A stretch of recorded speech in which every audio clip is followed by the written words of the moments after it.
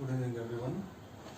In this video, we will be discussing regarding how to write a C++ program by making use of the classes and objects. In our previous video, we have seen a program to add two numbers by making use of the classes and objects. In today's class, let us write one more program and let us understand how exactly to write a program, any kind of program, by making use of the classes and objects. The first thing you have to remember is the syntax for the class. So whenever you want to write the syntax for the class, you need to make use of the keyword that is called as class followed by the class name, and then you need to open the bracket. In this we will be using two access specifiers, that is private and then public. In the private, always you have to declare the variables. Okay, all the variables needs to be declared in the private section and all the functions needs to be written in the public section. After writing the variables as well as the functions, you need to close the bracket and then you need to close the class. Okay, once after you create the class, then you need to call the functions that is being written over here. So to call the class, you need to create an object. You need to create an object. An object can be created by using this particular syntax, that is class name followed by the object name. Class name followed by the object name. Once after you create the object, okay, you have to call these member functions by making use of this particular syntax, that is object name followed by the dot operator followed by the function name. Okay, so this is how exactly you are calling the function. Firstly, you need to create a class. Inside the class, you have to create two different sections. One is the private and then the public. These two are called as the access specifiers. All the variables needs to be written within the private and all the functions need to be written within the public. Once after that, you need to close the bracket and then you need to end the class. Okay, after that you need to create an object. An object can be created by using this particular syntax, that is class name followed by the object name. Once after you create the object, you need to call the functions that is being written over here, that is object name followed by the function name. This is how exactly the blueprint of the program that will be making use of the classes and objects looks like. The next thing is, whenever you are writing any program, you have to follow 3 steps. Okay, all the programs needs to be followed with 3 steps. One is the input, the second thing is the processing, and the third thing is the output. Okay, now let me write a program to calculate the simple interest. So for calculating the simple interest, the formula used is P into T into R whole divided by 100. Okay, this is the formula. When I want to calculate the simple interest, I need to know the values of the principal, time and rate. Okay, all these things are the input. Okay, once after that, what I have to do? I have to process the input. Process the input in the sense, I need to substitute the value of the principal, time and then the rate in this formula, and then I have to calculate. Once after calculation, you will be getting the simple interest value and then you have to display the output, that is the simple interest is equal to some amount, 1000 rupees, something like that. So this is how exactly you have to solve the problem. First thing is the input, the second thing is the processing, and the third thing is the display of the output. Now let us write this program, that is how to calculate the simple interest by making use of the classes and objects. So Firstly, what I have to do? I have to make use of the header files iostream.h as include onyo.h. Okay. Once after this, what I have to do? I have to create a class. Class is the keyword followed by the class name. Class name can be any user defined name. So what I will do? I will write or else I will create a class that is called as simple. The name of the class is simple. Okay. Next, I have to open the bracket. The next thing what you have to do is you need to make use of the access specifier that is called as private. Okay, within the private what you have to do, you have to declare the variables. Okay, input variables as well as the output variables. Now coming to this particular thing, so for calculating the simple interest I require 4 variables, that is principal, time, rate and then SI. In this PTR, that is principal, time, rate are the input variables and SI is the output variable. So I have to declare those variables. So what I will do? Int P, T, R and then SI. I will declare all the 4 variables. Okay. Now the private part is over. Next, I have to come to the public part.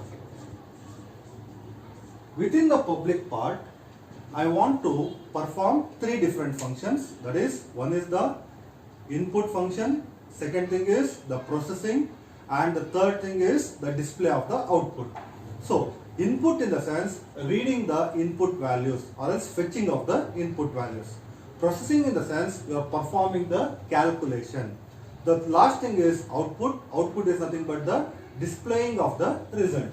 So, I will create 3 different functions. You people also follow the same procedure for every program. So, first I will create a function that is called as void input. Input is the name of the function. Void is nothing but the return type. The function is not returning any value. Once after I do this, in the input I have to read the values or else I have to enter the values. So I will write one output statement, cout, enter the values of P, T and R. Okay. Next, how to read the values. So, principal will be stored in the variable P, time will be stored in the variable T and the rate will be stored in the variable R. So, I have to take all the 3 values, principal, time and then rate. Now, I have taken the values of the input or else I have read the values of the input variables. Now, the input part is over. Next, what I have to do, I have got these input values, I have to calculate the simple interest. So, for calculating, I will create another one function, void calculate. Okay. So, here what I have to do, I have to calculate the simple interest. So, simple interest can be calculated by using this particular formula, that is SI is equal to P into T into R whole divided by 100. Now, I have taken the input and I have calculated the result. Next, what I have to do, whatever the result I have got, I have to display it. So, I will create another one function, void output. Okay. In this, what I have to do is, whatever the result I have got, I have to display it. The result is stored in the variable that is called as SI. So, I have to display that particular variable. So, what I will write is cout the simple interest is equal to, the name of the variable is SI. So, I will close this. Now, I have got the output, I have calculated the result and then I have displayed the output. So, this particular class has calculated the simple interest. Now what I have to do? I have to close the class. So for closing, you have to close with the brace and then you need to make use of the semicolon. Okay. Now the class part is over. Next what I have to do is I have to call these functions. For calling these functions, what I have to do is I have to create the object. Always the object needs to be created in the main function. So what I will do is I will write the main part, void main. Inside the void main, I want to create an object. For creating the object, the syntax is this one.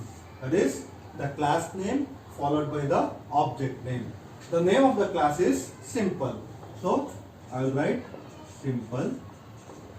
And I have to create an object. So object needs to be created. So an object can be any user defined name. So what I will do is I am creating an object with the name S1. So the class name is simple and the object name is S1. By making use of this particular object, I have to call all these three functions. So for calling the function, you need to follow this particular syntax. That is object name followed by the dot operator followed by the function name. Dot operator can also be called as member function access operator. Dot operator can also be called as member function access operator. So you have to follow this particular syntax, that is object name followed by the dot operator followed by the function name. So S1 is the object name followed by the dot operator followed by the function name. So the name of the function is input. So I am calling the function input. Next what I have to do, I have to call the next function, that is called as calculate. So what I will do is object name followed by the dot operator followed by the function name. Okay. Next I have to call another function, that is called as output. Again object name followed by the dot operator followed by the function name. So I have called all the three functions and then I will make use of the getCH function and then I am closing it. So this is the program of how exactly to write any kind of program. Okay, this is the usual procedure we will be following. That is, you have to write the program stepwise. This is how exactly you have to write the program stepwise by making use of the classes and objects. Now let us see how exactly this particular program gets executed. Now what happens is when I execute the program, this particular statement gets executed first. That is S1 dot input. When I execute this particular statement, what happens is the function will call, the compiler will call this particular function. So what happens? This function will be executed. So void input will be executed. That is, you will get this particular statement. That is, enter the value of P, T and R. I will enter the value. Let us consider 1000 will be entered as the principal value. Time I will enter 5 and rate I will enter it as 5. Now the P value is 1000, T value is 5 and the R value is 5. Okay. Now this part got executed. Input function is being executed.